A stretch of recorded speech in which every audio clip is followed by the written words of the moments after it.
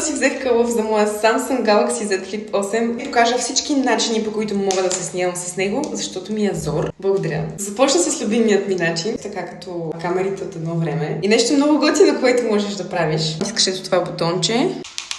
Можем да се виждаме от тук. Начин номер 2. Ако липка. Мога да се снимам с жестове. Начин номер 3. Виждате тази позиция. Мога да сложа телефона на всяка една повърхност с ъгъл. И ще застане перфектно. Погледнете. Ако телефона е някъде нависоко, стават много яки снимки. Мога да го завъртя така. Четвърти начин. Мога да го завъртя ето така и да го оставя като огледалце. И така.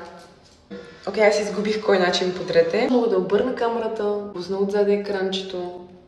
Се снимам така.